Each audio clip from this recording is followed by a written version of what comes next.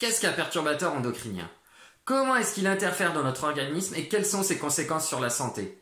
Comment est-ce qu'on peut s'en prémunir? Voilà les questions auxquelles nous allons répondre. Mais avant cela, on est obligé de revenir de façon brève sur le système endocrinien lui-même. Le système endocrinien est composé de glandes endocriniennes. Ces glandes ont pour objectif de réguler l'organisme. Lorsqu'elles sont stimulées, ces glandes émettent une hormone qui va diffuser dans le sang jusqu'à un récepteur spécifique. Ce récepteur, au contact de l'hormone, va produire une protéine qui va permettre la réponse de l'organisme. Alors d'accord, mais un perturbateur endocrinien, c'est quoi?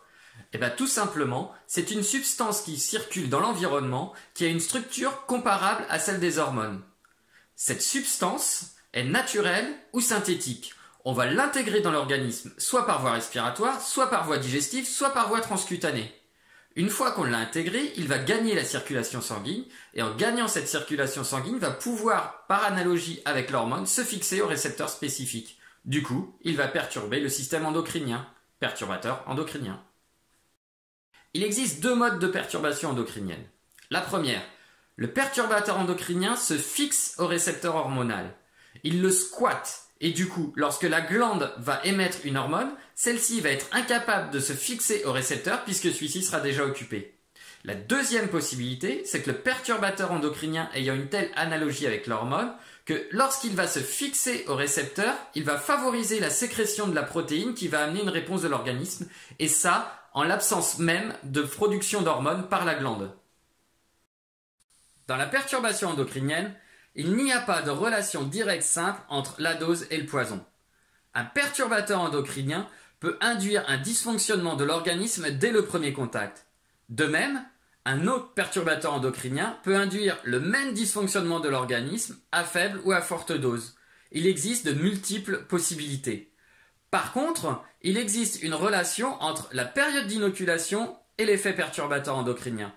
Les périodes fœtales de la petite enfance et de l'enfance sont les périodes les plus sensibles. On parle notamment de la période des 1000 jours. Cette période s'étend de la conception du bébé jusqu'à ses 2 ans. C'est la période la plus sensible de toute notre vie. L'effet perturbateur endocrinien peut être différé dans le temps. La contamination peut avoir lieu par exemple en période fœtale et retrouver une expression au moment de l'enfance. On retrouve notamment des problèmes de croissance ou alors de troubles de l'attention. La perturbation endocrinienne peut aussi être transgénérationnelle, c'est-à-dire qu'elle peut affecter une génération et retrouver une expression dans les générations suivantes, 1, 2, 3, sans qu'il y ait eu de contamination. Enfin, un perturbateur endocrinien peut avoir une réaction d'antagonisme avec l'hormone, c'est-à-dire que bien que l'hormone soit émise, la présence du perturbateur endocrinien va par association minorer la réponse de l'organisme. De même, deux molécules qui individuellement n'ont pas ou peu d'incidence sur l'organisme peuvent par synergie entraîner une majoration de la perturbation endocrinienne. C'est ce qu'on appelle l'effet cocktail. Et on les trouve où ces perturbateurs endocriniens?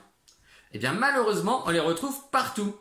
On en a retrouvé des traces dans l'organisme des fourmis en Amazonie et on en a retrouvé des traces dans l'organisme des ours en zone polaire. Ils sont partout dans notre environnement. On les retrouve dans notre alimentation, dans nos produits cosmétiques, dans nos produits d'entretien, dans nos appareils électroniques, dans les jouets pour enfants, dans les matériaux de bricolage, bref, partout. Quel lien existe-t-il entre ces perturbateurs endocriniens et notre santé? Eh bien, ces perturbateurs endocriniens ont une responsabilité déjà dans les troubles du développement de l'organisme. Ils peuvent entraîner du diabète, de l'obésité, des retards de croissance, de la puberté précoce, des troubles métaboliques ou une hypominéralisation dentaire. Les perturbateurs endocriniens ont aussi une responsabilité dans les troubles du système reproducteur. Ils peuvent entraîner une baisse de fertilité ou une malformation du système génital. Les perturbateurs endocriniens ont également une responsabilité dans les troubles du comportement, troubles de l'attention, hyperactivité. Enfin, les perturbateurs endocriniens ont une responsabilité dans l'augmentation depuis 50 ans des cancers hormonodépendants.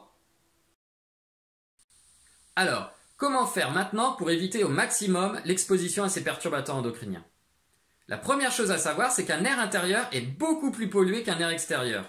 Donc ce qu'il faut faire, c'est de ventiler les locaux, le domicile, le travail et le véhicule. Au niveau alimentaire, il faut limiter les produits transformés. plus ils sont transformés, plus ils comportent potentiellement un risque de perturbation endocrinienne. Il faut aussi faire attention aux contenants et aux emballages de ces produits alimentaires. Certains peuvent transférer le perturbateur endocrinien du contenant vers l'alimentation. Pour finir, pour tout ce qui est cosmétiques, produits d'entretien et même alimentaire, il faut faire attention à limiter la liste des ingrédients. Plus la liste est courte, mieux c'est. Pour vous aider, il existe des applications qui peuvent faire l'analyse des ingrédients et vous dire lesquels sont sains ou pas. Et il existe aussi des logos, des certifications qui peuvent assurer une qualité du produit.